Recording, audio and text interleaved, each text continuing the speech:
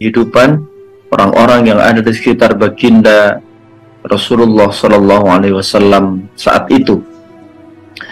Dan ikhwatal iman rahimakumullah, memang mereka adalah manusia-manusia pilihan, karena baginda Nabi menyebutnya ya kullu ashabi kan nujum, atau baginda Nabi menyebutnya khairul qurni thumma yalunakum.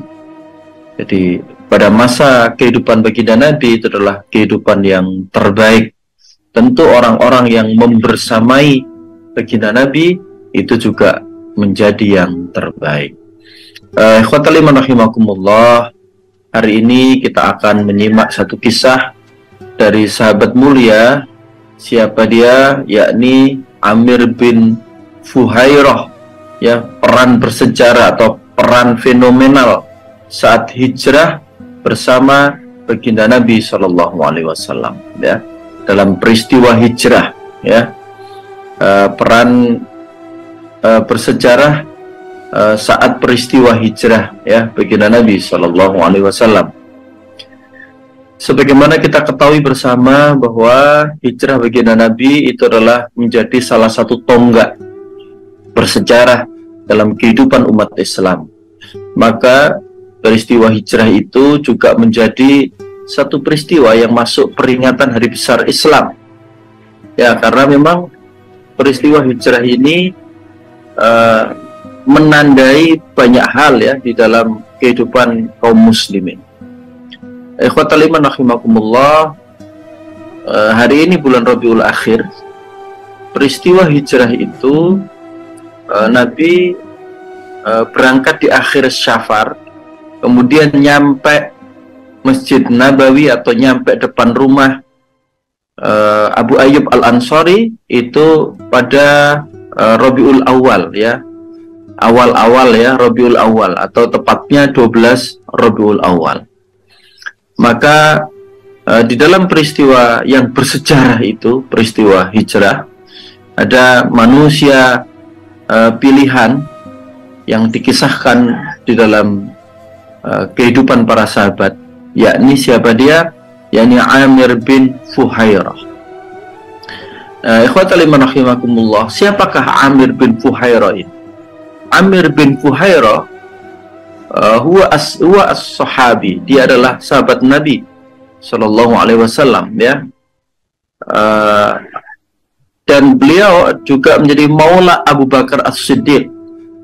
Maula ini adalah budak yang telah dibebaskan oleh tuannya, yang membebaskan siapa? Abu Bakar As-Siddiq, ya, dan dia adalah juga wa ahadus sabiqin ilal Islam, menjadi salah satu orang-orang yang pendahulu masuk Islam. Ikhwatal iman, as-sabiqun al-awwalin atau as-sabiqun al-awwalun di dalam agama kita itu juga memiliki kedudukan yang mulia, karena mereka adalah orang-orang yang awal-awal memeluk agama Islam. Dan salah satunya adalah sahabat mulia, yakni Amir bin Fuhairah radhiyallahu anhu. Wa kana minal mustada'afin, dan ya, Amir bin Fuhairah ini dari golongan yang lemah, ya, golongan budak, ya, alladzi uzibu lima i'tanaqul Islam, termasuk orang-orang yang mendapatkan siksaan atau yang disiksa, bagian dari orang-orang yang disiksa ketika mereka memeluk atau meyakini agama Islam. Fashtarahu Abu Bakrin As-Siddiq, maka dibelilah, ya, Amir bin Fuhairah ini oleh Abu Bakar As-Siddiq, dan kemudian, ya, sahabat Abu Bakar As-Siddiq ini membebaskannya. Maka pada saat itu sahabat kita yang mulia ini, yakni Amir bin Fuhairah, ini menjadi maula Abu Bakar As-Siddiq. Karena Amir bin Fuhairah abdan aswadan mamlukan, ya, dikisahkan Amir bin Fuhairah ini adalah sebagai hamba sahaya, sebagai budak yang aswadan dan hitam, ya, budak hitam memelukan, tentu yang dikuasai, ya, oleh siapa? Oleh At-Tafil bin Abdullah bin Sakhbarah Al-Azdi, ya, fi Makkah. Jadi ini suku Al-Azdi, ya, dikuasai oleh Tufail bin Abdullah, menjadi budaknya Tufail bin Abdullah sebagai hamba sahaya yang juga berkulit hitam. Jadi kalau kita mengenal kisah hamba sahaya berkulit hitam, biasanya yang masyhur adalah Bilal bin Rabah. Nah, ini ada juga hamba sahaya yang juga berkulit hitam, ya, yakni Amir bin Fuhairah.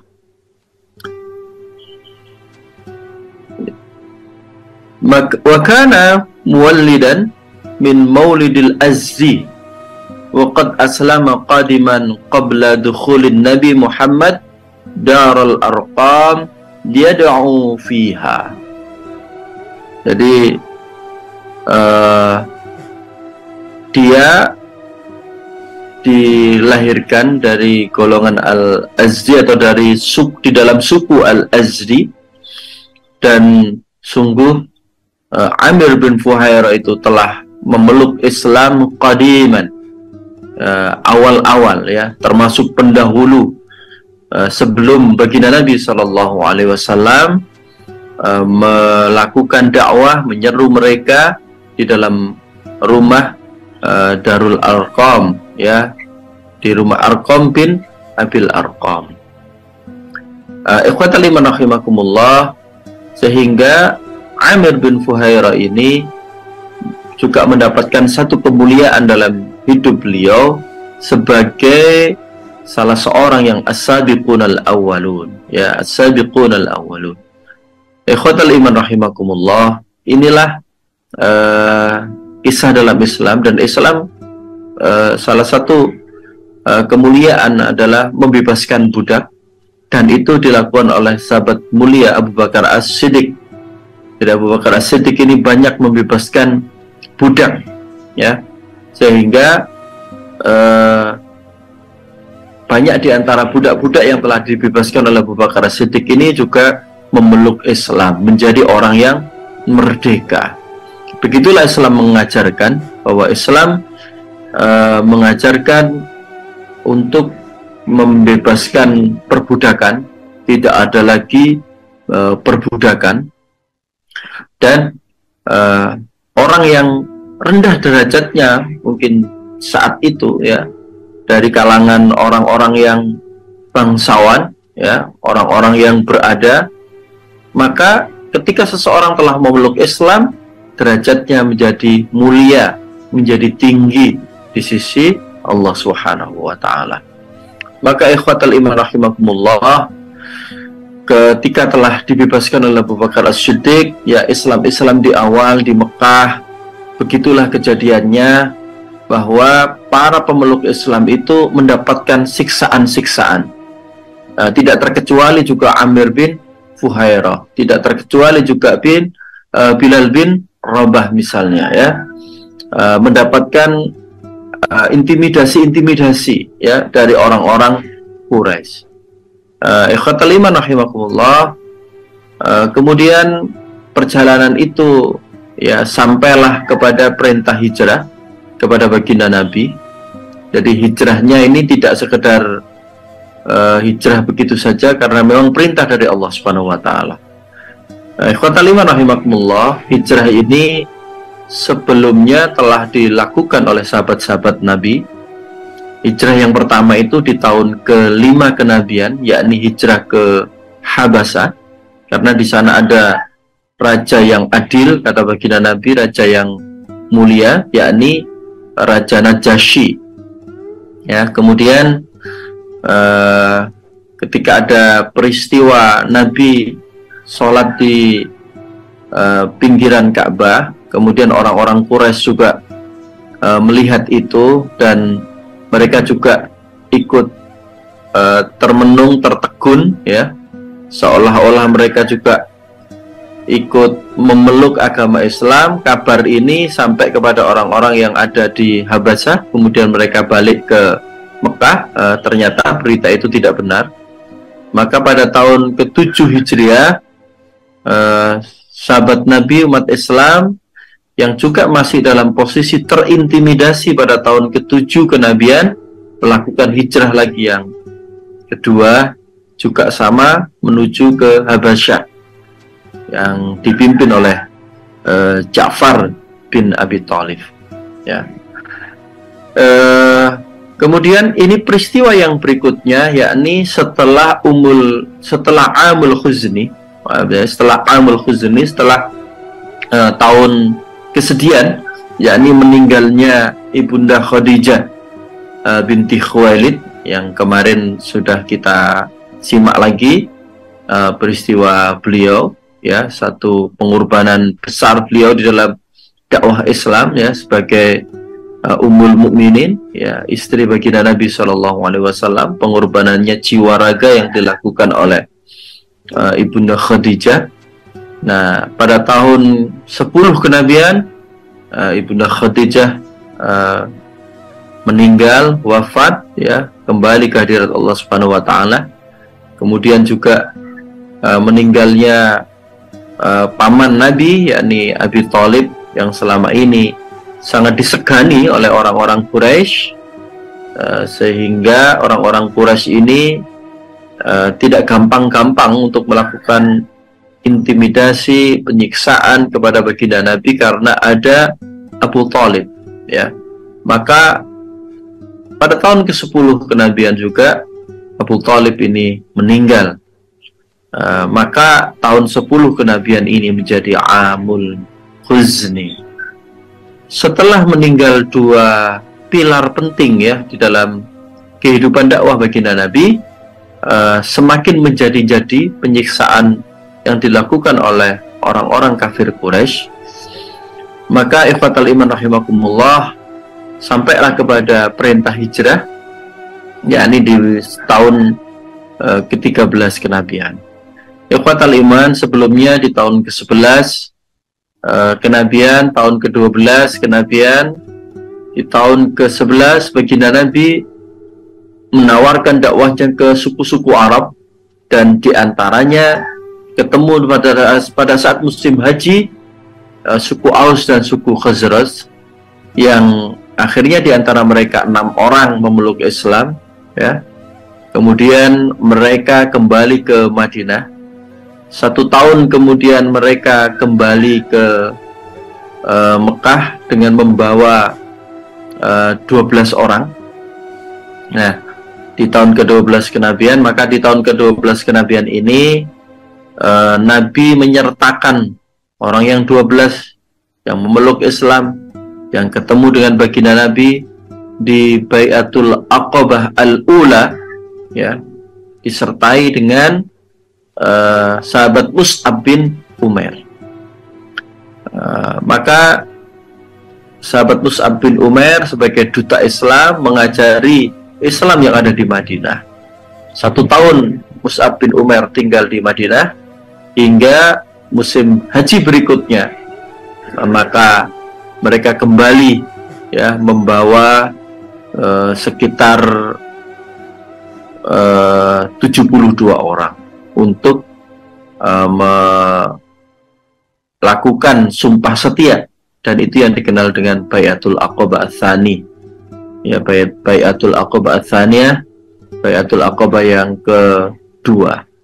Maka ikhwatal iman rahimakumullah, setelah peristiwa itu Rasulullah diperintahkan oleh Allah Subhanahu wa Ta'ala untuk berhijrah ke Madinah. Nah, ikhwatal iman rahimakumullah, di dalam peristiwa hijrah ini, disinilah peran yang bersejarah yang dilakukan oleh Amir bin Fuhairah, Maula Abu Bakar As-Siddiq. Ya, beliau adalah budak yang dimerdekakan oleh Abu Bakar As-Siddiq, dan sebagai orang yang merdeka tetap membersamai Abu Bakar As-Siddiq, ya, membantu Abu Bakar As-Siddiq ya di dalam kehidupan beliau dan juga di dalam dakwah beliau. Ikhwatal iman rahimakumullah, kita akan lanjutkan kisah bagaimana peristiwa hijrah dan peran dari Amir bin Fuhairah. Al-Fakir ambilkan cuplikan ya dari peristiwa hijrah ini, yang di dalamnya ada kisah Amir bin Fuhairah, ya, peran bersejarahnya dalam peristiwa hijrah. Ya, ini satu hadis yang sangat panjang dari riwayat Imam Bukhari. Ikhwatal iman rahimakumullah, saya nukil terjemahannya. Di riwayat Imam Bukhari, beliau lalu berkata, yakni Rasulullah SAW berkata, sungguh aku telah diizinkan untuk keluar berhijrah. Abu Bakar bertanya, apakah aku akan menjadi pendamping demi bapakku sebagai tebusanmu, wahai Rasulullah? Rasulullah SAW menjawab, ya benar. Maka Abu Bakar berkata, demi bapakku sebagai tebusanmu, ambillah salah satu dari unta tungganganku ini. Rasulullah SAW bersabda, harus dengan harga.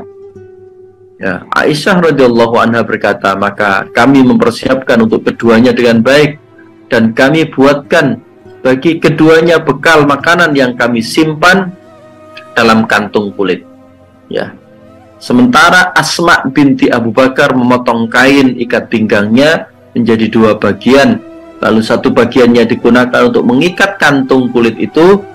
Maka dari peristiwa inilah kemudian dia dikenal sebagai Dzatin Nitaqain, wanita yang mempunyai dua potongan ikat pinggang. Ya, kisah Asma binti Abu Bakar juga telah pernah kita kaji di kesempatan kajian sirah sahabiat beberapa saat yang lalu. Nah, ikhwatal iman rahimakumullah, Aisyah radhiyallahu anha melanjutkan dari dalam riwayat Imam Bukhari ini, hadis dari Aisyah. Kemudian Rasulullah SAW dan Abu Bakar sampai di gua di Bukit Sur. Ya, mereka bersembunyi di sana selama 3 malam. Dari gua Bukit Sur ini justru ada di selatan kota Mekah. Padahal kalau mau hijrah ke Madinah itu menuju ke utara. Tapi itulah Nabi mengajarkan kepada kita tentang ya strategi ya untuk mengecoh ya orang-orang kafir Quraisy yang mengejar, yang pada saat sebelumnya para pemuda-pemuda kafir Quraisy yang dipimpin oleh Abu Jahal itu rapat di Darun Nadwa yang memutuskan untuk membunuh baginda Nabi SAW. Maka pada malam itu pemuda-pemuda Arab yang dari setiap suku itu ada, diwakili oleh para pemuda-pemudanya untuk mengepung dan maunya menyerang bareng-bareng ya di rumah baginda Nabi. Maka ya Nabi SAW itu sama sahabatnya yang mulia, yakni Abu Bakar As-Siddiq radhiyallahu an, ini berangkat berhijrah pada malam hari dan kemudian bersembunyi di Gua Thur. Gua Thur justru ada di selatan kota Mekah. Mereka bersembunyi di sana selama 3 malam. Abdullah bin Abu Bakar, ini berarti putra Abu Bakar ya, seorang pemuda yang cerdik lagi cepat tanggap, ikut bersama keduanya bermalam di sana. Ya, pada waktu sahur akhir malam dia keluar meninggalkan keduanya, dan pagi harinya dia berbaur dengan orang-orang Quraisy seperti layaknya orang yang bermalam di Mekah. Jadi waktu sahur ya, sebelum subuh, pagi-pagi Abdullah bin Abu Bakar ini keluar ya. Tidaklah dia mendengar suatu rahasia yang dapat memperdaya keduanya, melainkan dia akan mengingatnya hingga dia datang menemui keduanya dengan membawa kabar ketika hari sudah mulai gelap.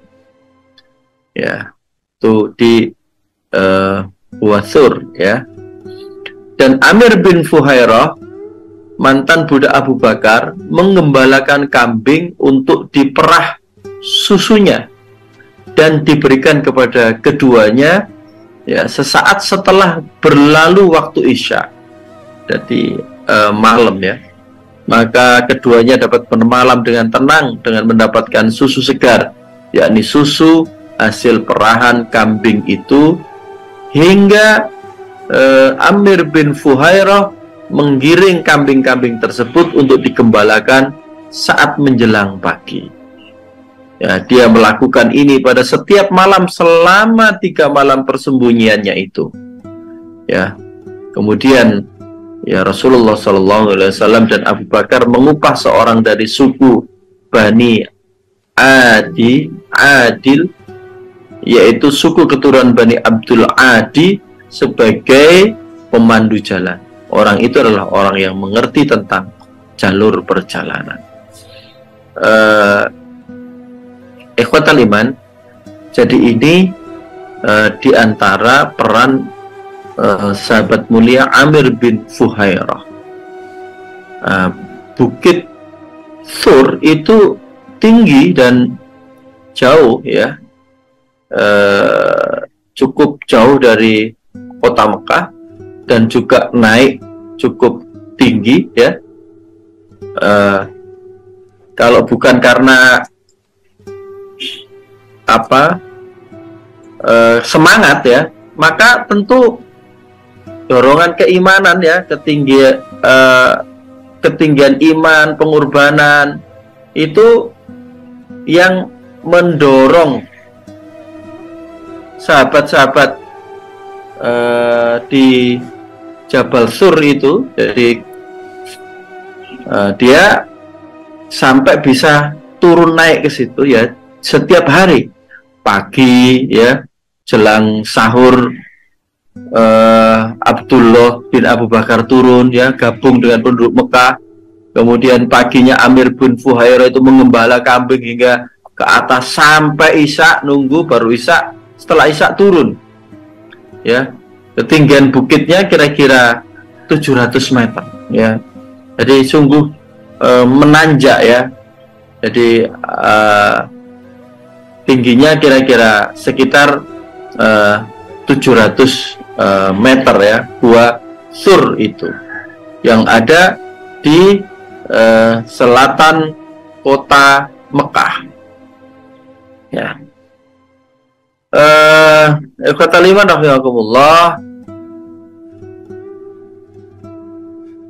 sahabat kita yang mulia itu kemudian orang jadi mengikuti terus, ya, sahabat Abu Bakar As-Siddiq tadi meminta pemandu tadi. Jadi orang ini telah ikut bersumpah dengan keluarga Al-As bin Wa'il As-Sahmi, dan juga dia adalah seorang yang beragama dengan agamanya orang-orang kafir Quraisy.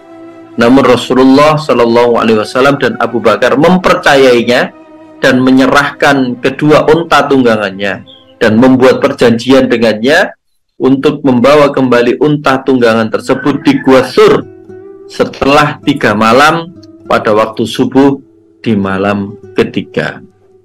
Kemudian Amir bin Fuhairah berangkat bersama keduanya, dan seorang penunjuk jalan tadi, pemandu jalan itu mengambil jalan di pesisir bersama mereka.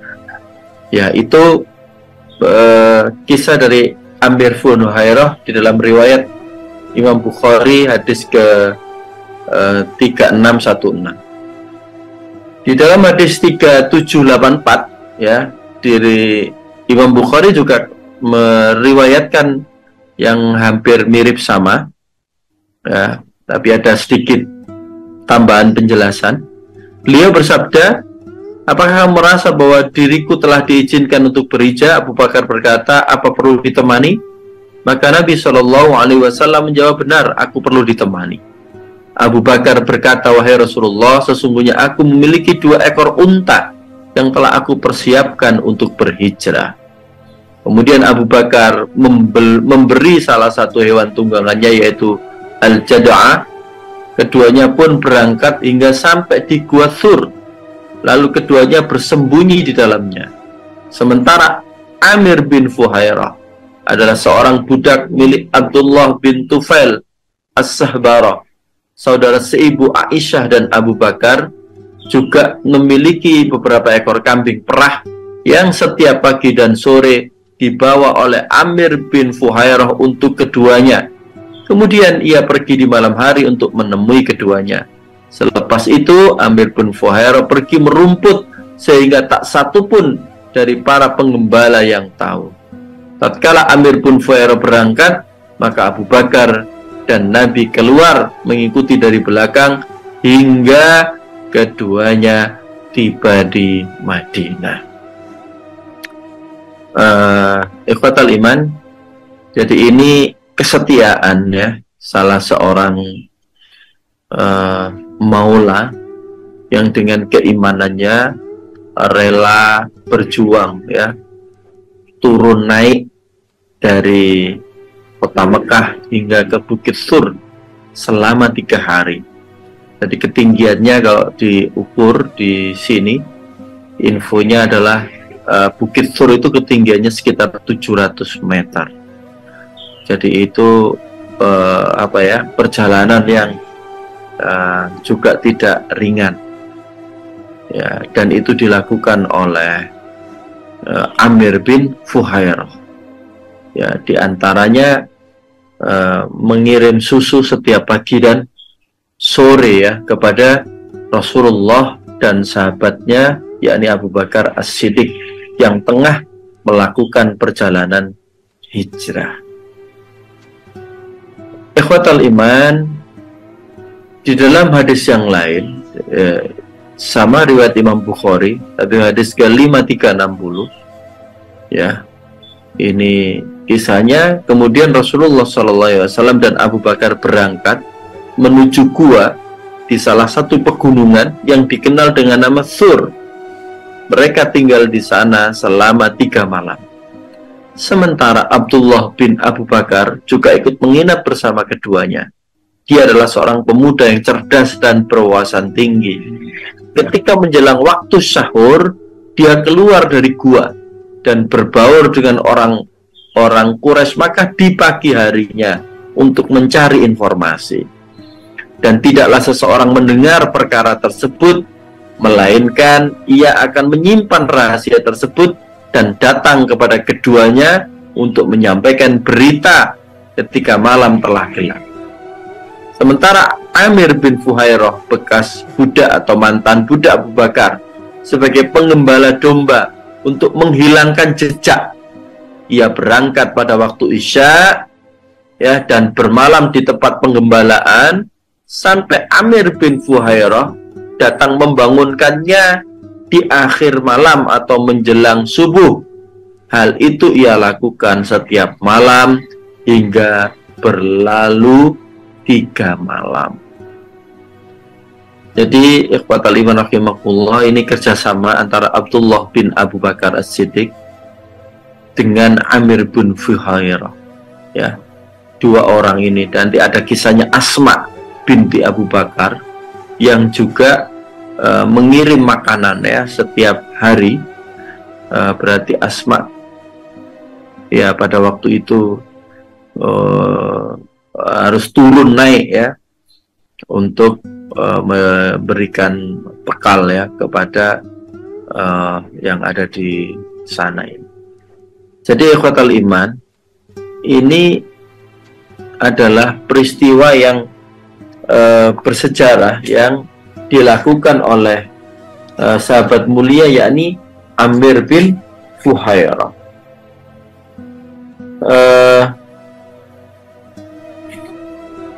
Ikhwatal iman rahimakumullah, jadi fungsi Amir bin Fuhairah itu bisa menghapus jejak-jejak Abdullah bin Abu Bakar ya, sehingga tidak ada orang yang mengetahuinya dan tidak ada yang menjadikan jejak kedua muhajir, yakni yang hijrah, yakni Rasulullah itu tidak diketahui ya, karena Amir bin Fuhairah menyusul ya untuk menghilangkan jejak dengan mengembalakan kambing-kambingnya itu.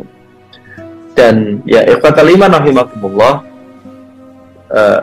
Amir bin Fuhairah ini yang juga mengiringi ya sampai ke Madinah ternyata ya, tidak sekedar saat baginda Nabi itu bersembunyi di Gua Sur sama Abu Bakar As-Siddiq ya, Amir bin Fuhairah menjaga, melindungi, menghapus jejak dengan kambing-kambingnya ya, kemudian memerahkan susu untuk memberikan asupan ya kepada baginda Nabi dan juga kepada Abu Bakar As-Siddiq di waktu hari yang sangat mencekam ya. Kenapa? Karena orang-orang kafir Quraisy ya, khususnya pemuda-pemuda kafir Quraisy, setelah mengepung baginda Nabi ya, rumah baginda Nabi malamnya itu, dan paginya mendapati baginda Nabi sudah tidak ada di rumahnya. Maka orang-orang kafir Quraisy itu berlomba-lomba ya, karena mereka menyampaikan ya hadiah ya, siapa saja yang bisa menemukan baik hidup ataupun mati, maka dia akan mendapatkan hadiah 100 ekor unta ya, 100 ekor unta ya. Ini jumlah yang cukup besar ya waktu itu ya. Kalau hari ini ya, kalau unta misalnya satunya itu sekitar 40 juta ya, maka ya sekitar 4 miliar berarti.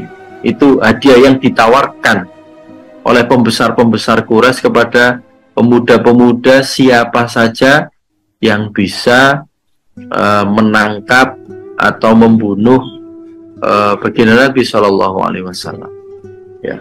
Dalam suasana yang sangat mencekam seperti itu, suasana yang orang-orang kafir Quraisy mencari-cari ya bagi keberadaan baginda Nabi ya, lalu lalang ke sana kemari ya, menyusuri jejak orang yang berangkat ke Madinah,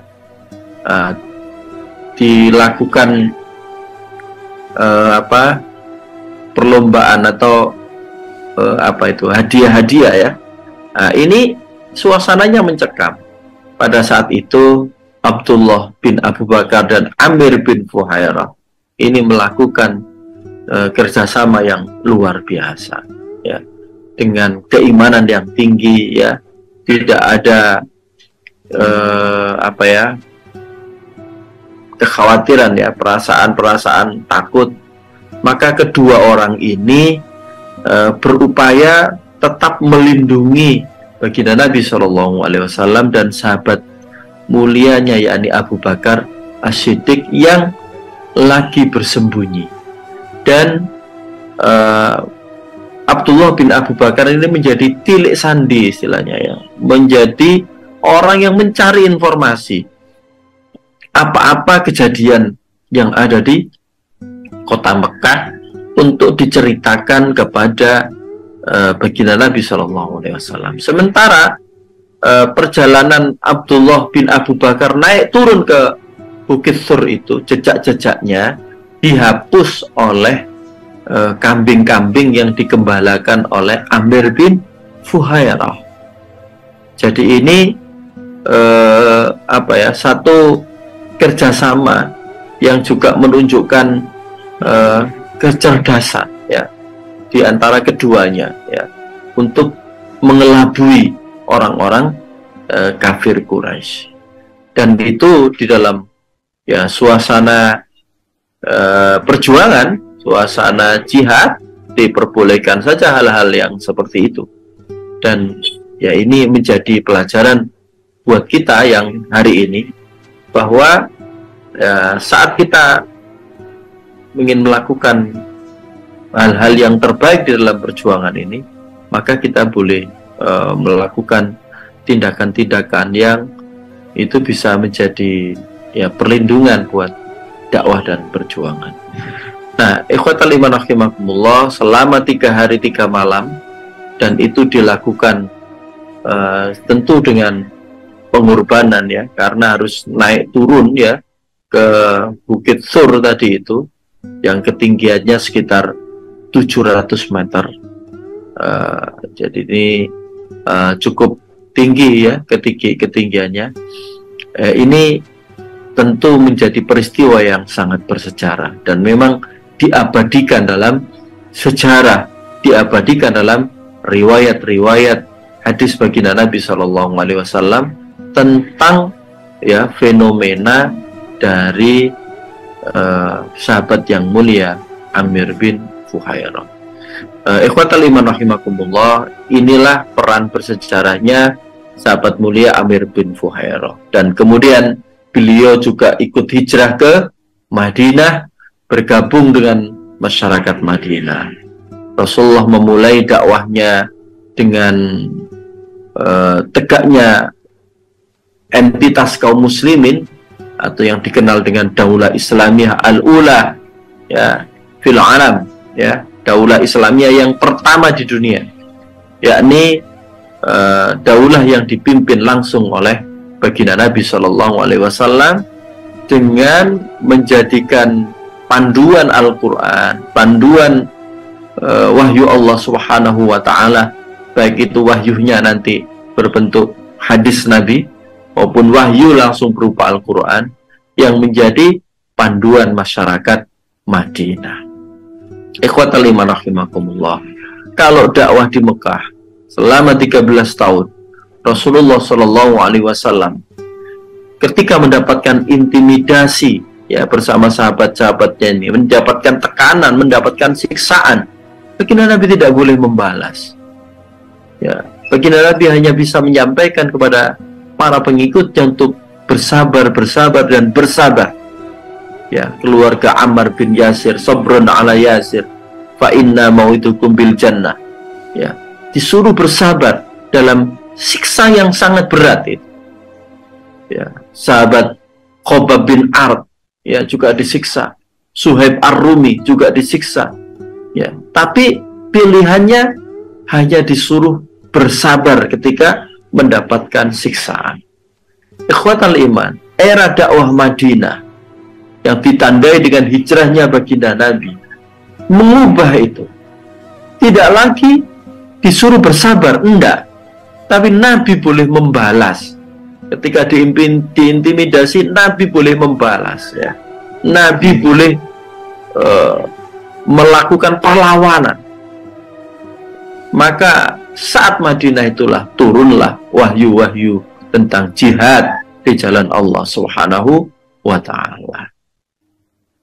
Ikhwatal iman, maka sahabat mulia yakni Amir bin Fuhairah ini juga ikut berjihad di jalan Allah Subhanahu wa Ta'ala. Ketika Nabi ini boleh melawan ya, Nabi ini boleh melakukan balas balik ya atas intimidasi itu ya, maka ya terjadilah perang. Bahkan Nabi bersama sahabat-sahabatnya itu menghadang ya kafilah Quraisy yang melintas Madinah untuk merebut kembali harta-harta yang telah dirampas oleh orang Quraisy saat kaum muslimin itu hijrah ke Madinah. Jadi saat kaum muslimin hijrah ke Madinah, hartanya dijarah oleh kafir Quraisy, dijadikan modal untuk kulak dagang ya ke Syam. Maka baliknya dari Syam itu kaum muslimin menghadang orang-orang kafir Quraisy. Ini era dakwah setelah hijrah. Yang ini beda dakwah sebelum hijrah. Nah, ikhwatal iman, sahabat kita yang mulia yakni Amir bin Fuhairah ini juga melakukan jihadnya di jalan Allah Subhanahu wa Ta'ala.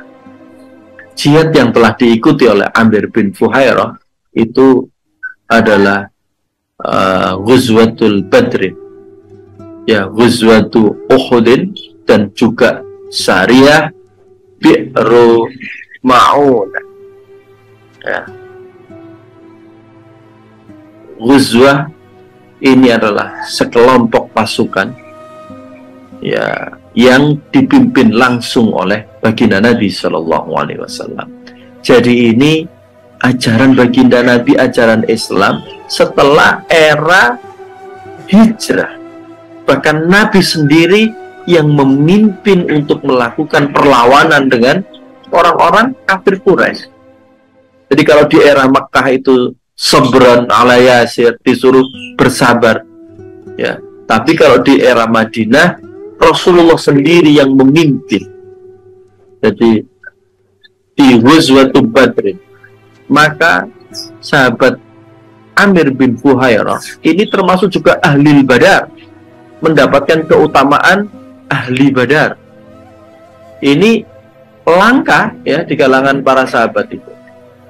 Jadi dan mendapatkan kedudukan tersendiri orang-orang yang ahli Badar ini, karena memang awal-awal ikut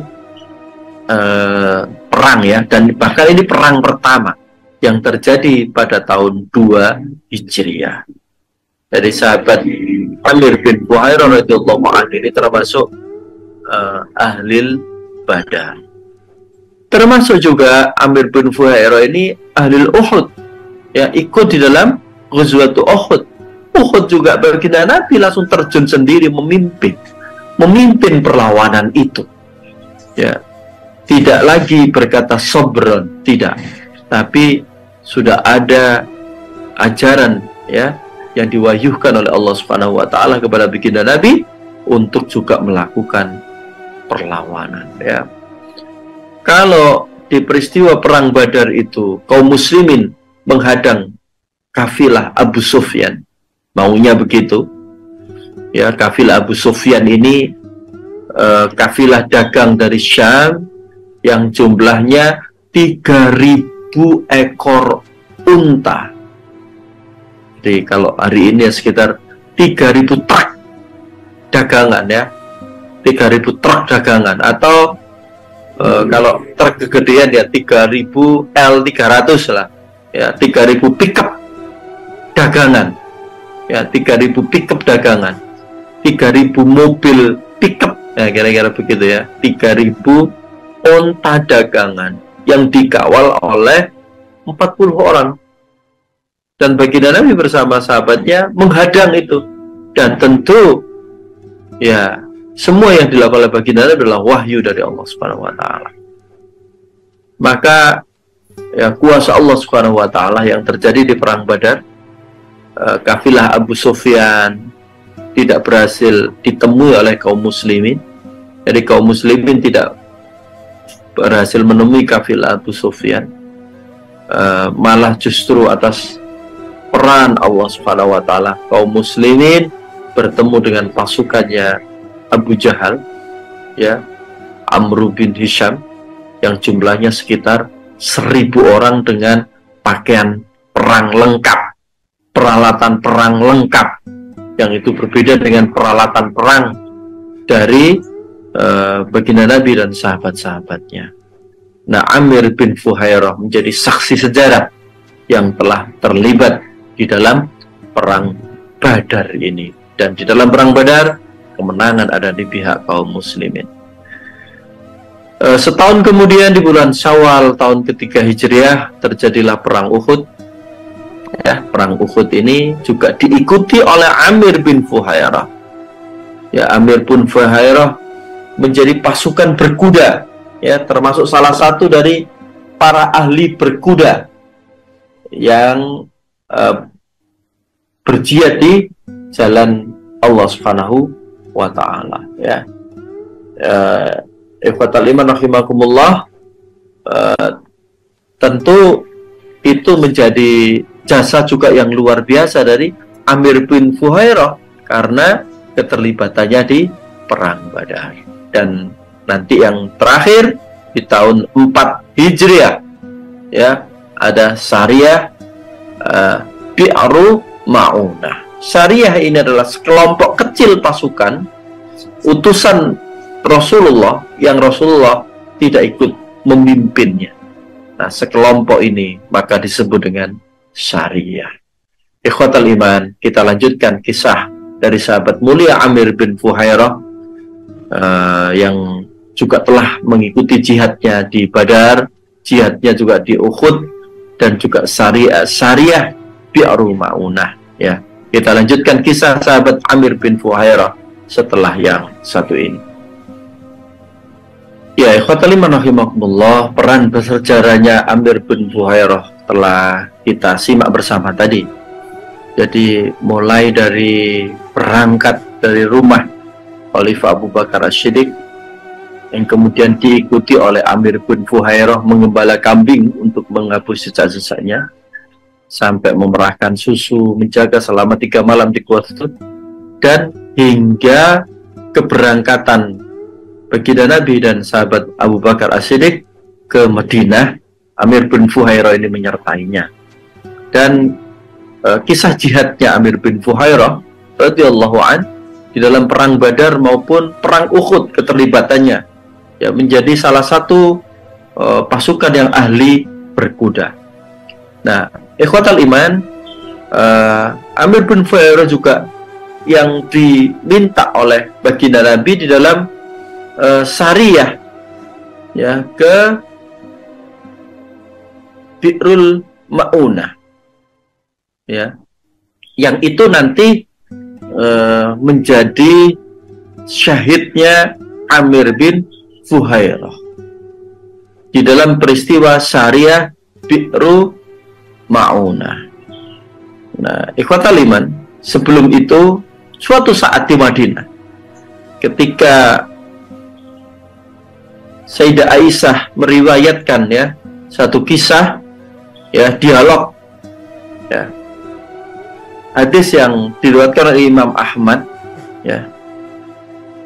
Sayyidah Aisyah berkata, Aisyah qalat lamma qadima an-nabiy sallallahu alaihi wasallam al-Madinata ishtaka ashabuhu wa ishtaka Abu Bakr wa Amir ibnu Fuhairah maula Abi Bakrin wa Bilal, fasta'dhanat Aisyah an-nabiy sallallahu alaihi wasallam fi iyadatihim, fa'adhina laha faqalat li Abi Bakrin kaifa tajiduka, faqala kullu mri'in musabbahun fi ahlihi wal mautu adna min shiraqi na'lihi.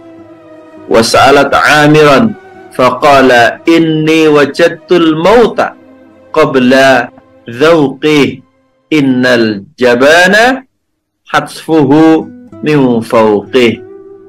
Ya. Dari Aisyah berkata, ketika Nabi SAW datang ke Madinah, para sahabatnya merasa sakit.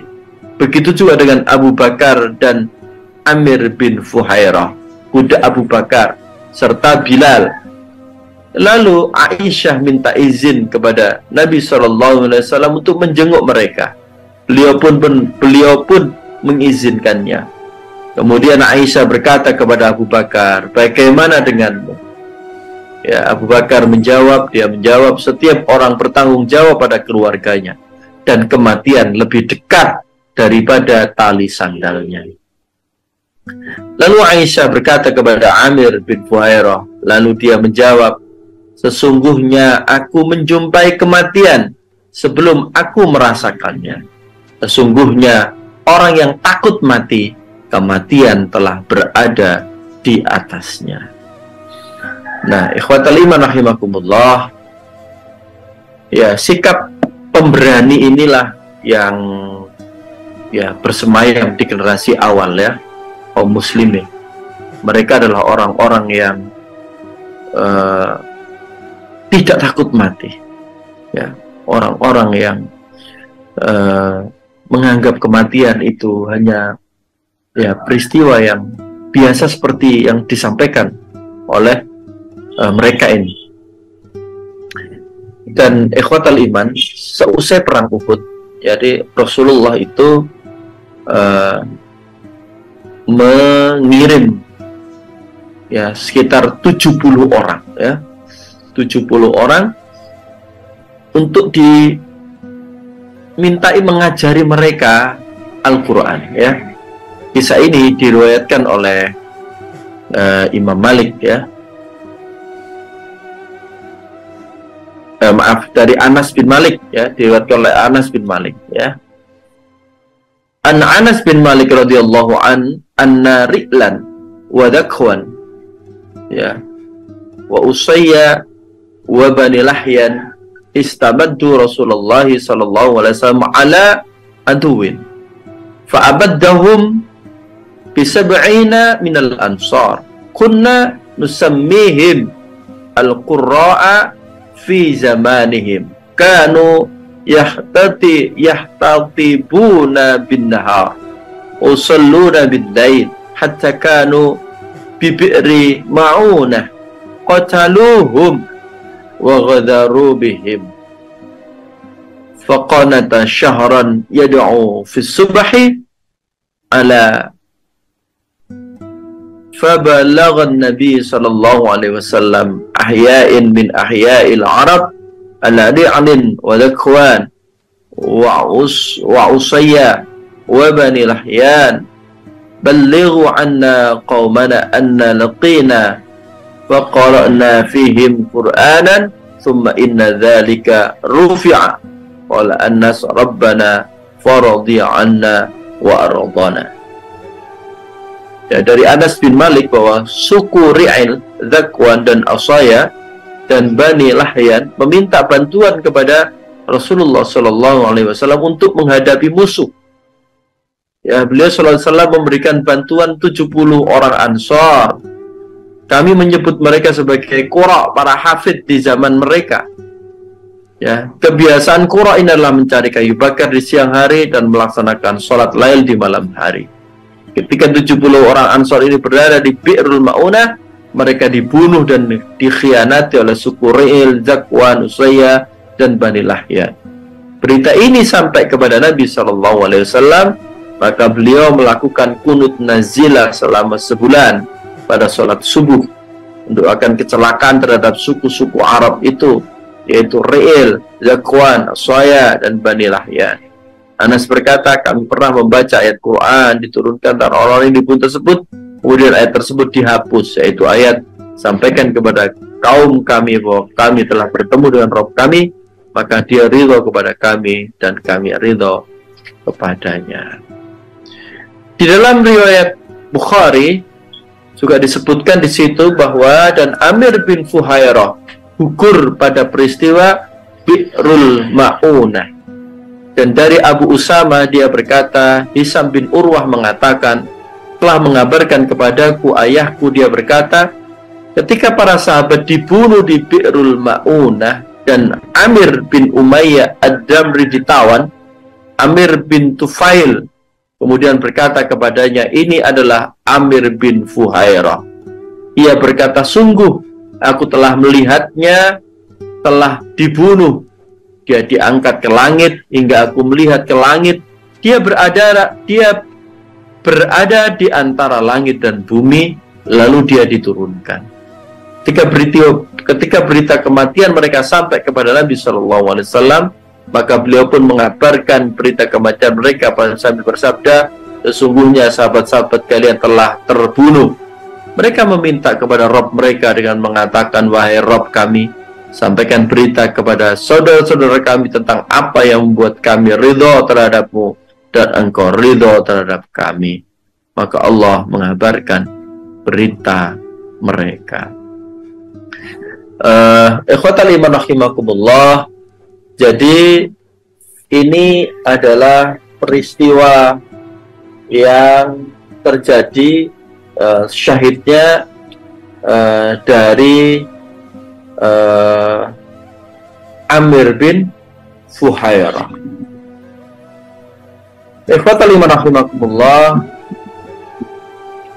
Ya, di dalam kitab ini disebutkan Amir bin Malik yang dikenal terampil bermain tombak datang menghadap Rasulullah, sedang ia seorang musyrik. Lalu Rasulullah menawarkan Islam kepadanya. Rasulullah bersabda, inni la aqbalu hadiyah musyrikin. Sesungguhnya aku tidak mau menerima hadiah dari seorang musyrik.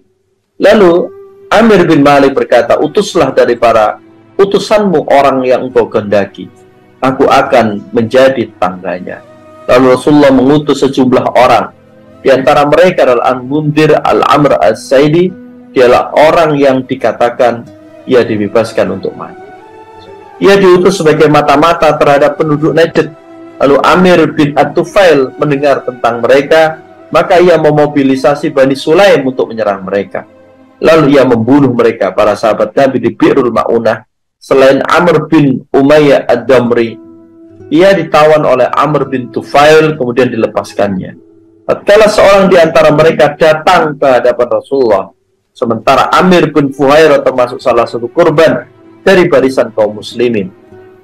Urwah mengklaim kepadaku bahwa Amir dibunuh pada hari itu, namun jasadnya tidak ditemukan saat mereka membunuhnya.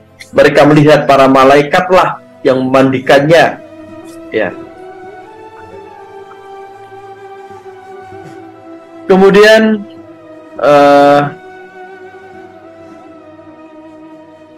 Rabi'ah bin Amir Ar-Rabi'ah Al-Malik menusuk Amir bin At-Tufail di bagian pahanya dengan sebuah tusukan hingga memotongnya. Ya. Dalam kisah yang lain, Urwah berkata, ayahku mengabarkan kepadaku, ia berkata, tatkala orang-orang yang berada di Bi'rul Ma'unah dibunuh, lalu Amir bin Umayyah bin Ad-Damri ditawan, berkatalah Amr bin At-Tufail, siapa ini? Ia menunjuk ke arah jasad seorang korban yang terbunuh. Lalu Amr bin Umayyah berkata, ini adalah Amir bin Fuhairah. Amir bin At-Tufail berkata, aku telah melihatnya setelah terbunuh. Ia dinaikkan ke langit hingga aku memandangnya di antara langit dan bumi. Kemudian ia diletakkan. Ya. Lalu sampailah kabar mereka kepada Rasulullah. Maka beliau bersabda, inna ashabakum qad usibu wa innahum qad sa'alu rabbahum faqalu rabbana akhbir anna ikhwanana bima radina anka wa radita anna. Ya, itu adalah kisah ya. Jadi kisah dari karomah Amir bin Fuhairah. Ya, dia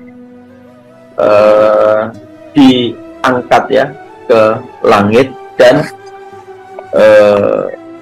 ya dikisahkan jasadnya diangkat ke langit, dan ada yang mengatakan tidak lagi ditemukan di bumi tapi diangkat. Nah, ikhwatal iman rahimakumullah, ini adalah peristiwa Bi'rul Ma'unah yang setelahnya baginda Nabi itu doa dengan kunut nazilah ya selama 1 bulan penuh ya untuk mendoakan kecelakaan dari suku yang telah berkhianat, yang tadinya itu meminta untuk diajari Al-Quran. Dan salah satu dari 70 orang yang diutus Nabi ke suku yang minta diajari Al-Quran itu adalah Amir bin Fuhairah. Sehingga Amir bin Fuhairah ini ikhwatal iman, dari budak juga bisa menjadi seorang hafidhul Quran ya. Beliau menjadi salah seorang hafidh Quran yang juga diutus oleh baginda Nabi untuk mengajarkan Al-Quran ya kepada suku Ri'il, Dhikwan yang tadi itu ya. Tapi ya dikhianati dan dibunuh tadi. Suku As-Soya dan Bani Lahyan itu 70 orang yang diutus ya, termasuk salah satu dari 70 orang yang diutus dan menjadi salah satu orang yang syahid di peristiwa Bi'rul Ma'unah yang terjadi pada tahun 4 Hijriah.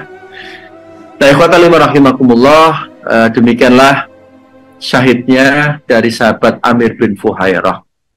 Ya, semoga Allah menerima segala amal sahabat mulia Amir bin Fuhairah, dan juga Allah memberikan kesempatan kepada kita untuk bisa bertemu dengannya suatu saat kelak ya di sisi Allah Subhanahu wa ta'ala. Mudah-mudahan kita bisa meneladani pengorbanannya, kesetiaannya, keberaniannya di dalam kehidupan kita pada hari ini. Wallahu a'lam bishawab. Demikian Mas Abi yang bisa Al-Fakir sampaikan di kesempatan pagi hari ini. Alhamdulillah, para pemirsa yang dirahmati Allah, kita hampir di penghujung acara. waktunya untuk membacakan komen di kolom komentar. Alhamdulillah ini lumayan ada banyak. Najib Abdul Qawis, Bismillahirrahmanirrahim, hadir dari Tuban, semoga kita dalam rahmatnya, amin. Atiko Purota, Assalamualaikum, semoga kita semua dalam lindungan Allah, amin. Dari Tangsel, Ahmad Syafili, dari Probolinggo, Indra Fakrudin, Atiko Purota, Tulung Agung, dari Tulung Agung, Anissa Atin juga dari Tulung Agung, Purwanto Aja dari Lumajang hadir, Samsul Hidayat alhamdulillah bisa bergabung, barakallah. Anto Umar dari Ngawi ikut menyimak, Muhammad Munir menyimak, Muhammad Rifan alhamdulillah, Melia Senita alhamdulillah hadir, ini asik alhamdulillah, Istono Tono menyimak. Baik, ini ada satu pertanyaan, Ustaz. Umat muslim saat ini lagi sakit dengan hubub dunia, cinta dunia dan takut mati. Nah, bagaimana menghadapi penyakitnya umat muslim saat ini, hubub dunia itu tadi, Ustaz? Ya, ikhwatal iman rahimakumullah. Semoga tidak seluruh umat Islam menimpa penyakit itu. Kalau seandainya ada di antara muslim yang menimpa penyakit itu, yakni hubbud dunia wa karihatul maut, cinta dunia dan takut mati, kata baginda Nabi, ad-dunya jifah, dunia itu adalah ibarat seperti bangkai. Bangkai itu gak ada nilainya, gak ada nilainya, hanya bernilai bagi burung pemakan bangkai. Bagi kita nggak ada nilainya, karena ya bangkai itu haram untuk dimakan, ya, dan sungguh menjijikkan. Maka ikhwatal iman rahimakumullah, kita tidak boleh tertipu, terperdaya dengan dunia. Kita seolah-olah hidup hanya di dunia ini saja, melupakan hari setelah kehidupan dunia. Ini satu kesalahan yang besar kalau itu terjadi pada diri seorang muslim. Dunia ini adalah mazra'ah lil akhirah. Dunia ini adalah ladang sawah untuk kehidupan setelah dunia, yakni akhirat. Maka dunia ini adalah tempat untuk menanam, ya, tempat untuk melakukan perbuatan baik sebanyak-banyaknya, ya. Dunia ini sementara, namun yang sementara ini sangat menentukan. Setiap orang yang bisa memanfaatkan kehidupan dunianya dengan sebaik-baiknya untuk hanya membawa misi liya'budun, ya, beribadah kepada Allah Subhanahu wa taala, itu adalah orang-orang yang insya Allah tidak pernah terperdaya dengan kehidupan dunia. Dia menjadikan dunianya sebagai sarana liya'budun, untuk menyembah kepada Allah Subhanahu wa taala. Maka orang yang seperti ini, kalau dia punya keluarga di dunia, maka keluarganya dijadikan sebagai sarana untuk menyembah kepada Allah Subhanahu wa taala, mencari ridha Allah Subhanahu wa taala. Kalau dia memiliki harta, rumah, kendaraan, tanah, sawah ladang, emas, perak dan berlian, maka harta-hartanya itu juga dijadikan sebagai sarana, ya, untuk mendapatkan kemuliaan di sisi Allah Subhanahu wa taala. Dia tidak terlena, dia tidak tertipu, ya, terkecoh karena dunia ini hanya sarana saja. Ikhwatal iman, apakah berarti kita tidak perlu mendapatkan dunia? Ya, tidak juga, karena dunia ini bisa menjadi sarana kemuliaan. Ya, kata baginda Nabi Shallallahu Alaihi Wasallam kepada Amr bin As, ya, beliau mengatakan, ni'mal mal, sebaik-baik harta itu fiyadis soleh, di tangan orang yang soleh. Maka ikhwatal iman rahimakumullah, Allah telah mengkaruniakan dunia ini dengan seisinya. Ya, bumi ini telah diberikan oleh Allah Subhanahu wa taala dengan semua isinya. Ya, di dunia ini atau di bumi ini banyak nikmat-nikmat Allah Subhanahu wa taala. Berbagai macam pertambangan, kekayaan laut, kekayaan hutan, Allah karuniakan itu untuk manusia. Maka ni'mal mal fiyadis soleh. Ya, kalau di bumi ini lahir harta, lahir kekayaan, maka kekayaan terbaik adalah di tangan orang yang soleh. Jangan sampai, ya, kekayaan minyak bumi, tambang emas, tembaga, uranium, bahkan sekarang itu ada thorium, ya, di Indonesia ini ada thorium yang energinya itu 250 kali lipat, ya, 250 kali lipat dengan uranium. Ya, Indonesia memiliki itu. Maka given dari Allah ini, karunia dari Allah Subhanahu wa taala ini, sungguh yang terbaik adalah berada di tangan orang yang soleh. Orang yang fajir, yang membuat kerusakan, ya, sungguh menjadikan kekayaan alam ini menjadi membahayakan kehidupan manusia. Maka ikhwatal iman rahimakumullah, jangan terlena kehidupan dunia. Ya, ambillah kehidupan dunia ini, kuasailah kehidupan dunia ini, jangan sampai terkena atau ada di tangan orang yang fajir, ya. Orang-orang yang memegang dunia ini hendaklah orang-orang yang soleh. Maka dengan seperti itu, semoga seseorang yang ada di dunia ini dan mendapatkan dunia ini serta menggenggam dunia ini menjadi selamat di dunia, menyelamatkan kehidupan di dunia, dan juga menyelamatkan dirinya di kehidupan akhirat di hadapan Allah Subhanahu wa taala. Ikhwatal iman, kerusakan moral, kerusakan alam, ya, kerusakan kehidupan, banjir di mana-mana, ini karena tangan-tangan orang fajir dalam mengelola dunia.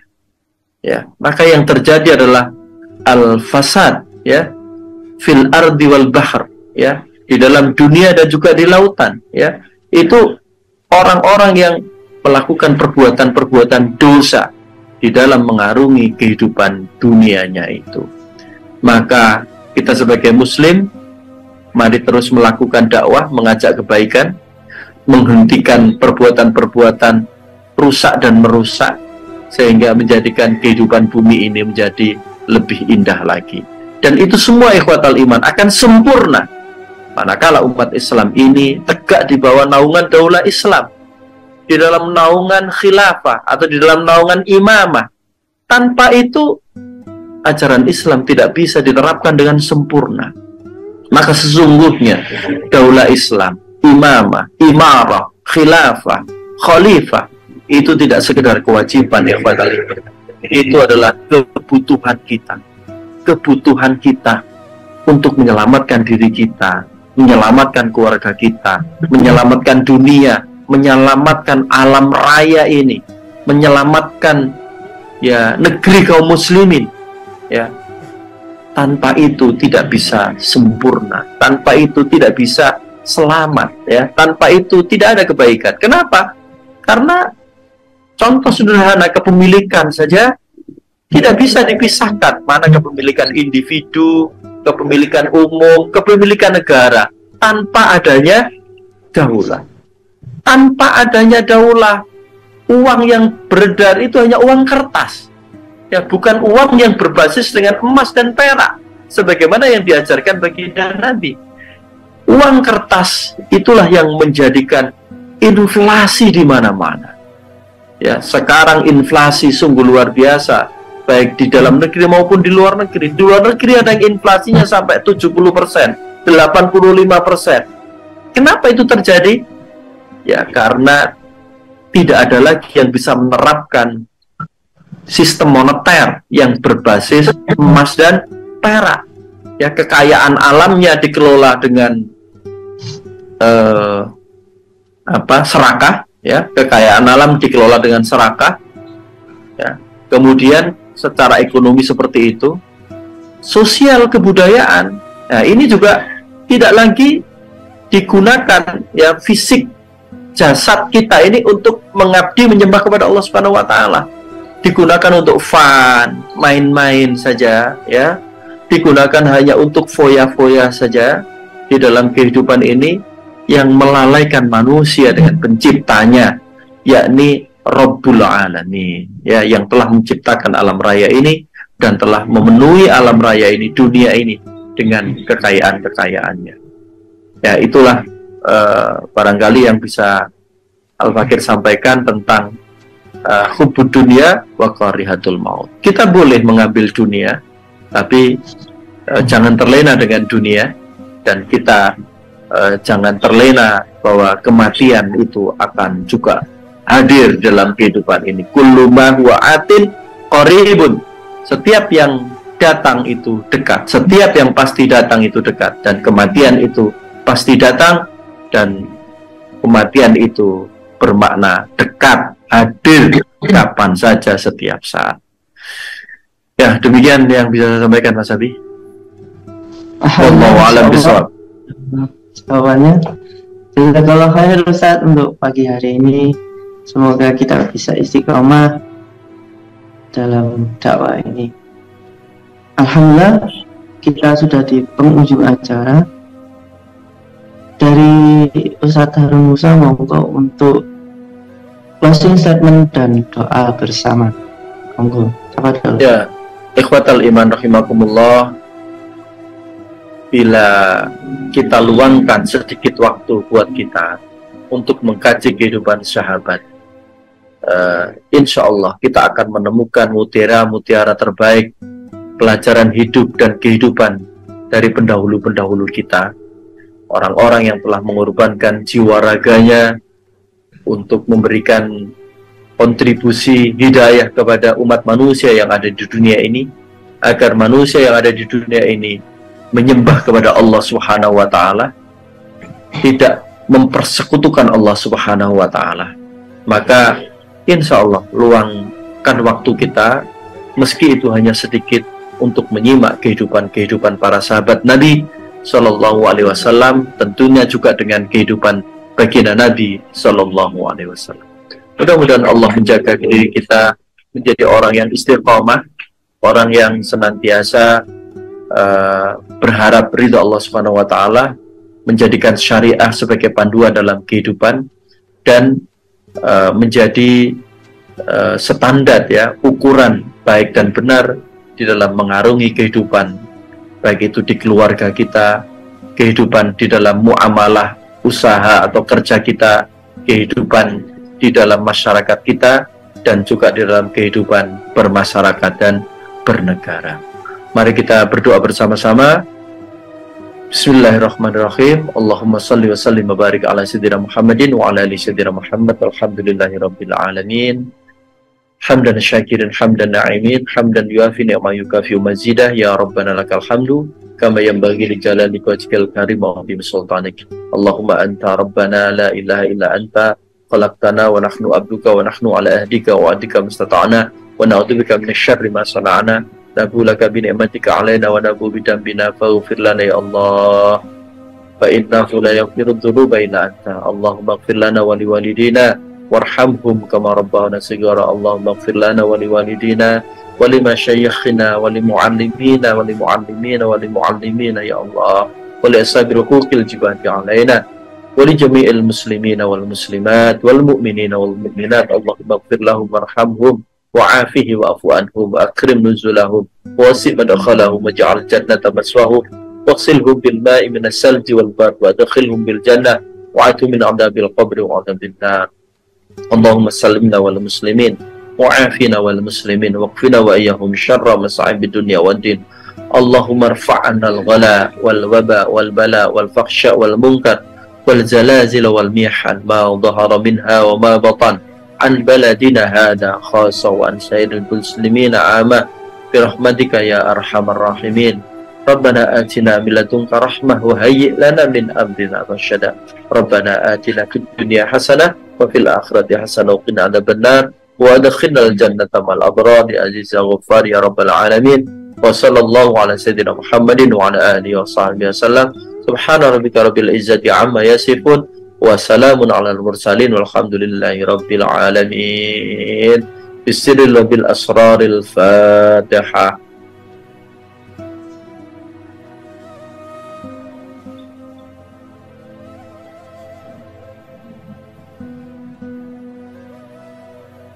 Amin amin ya rabbal alamin. Alhamdulillah sudah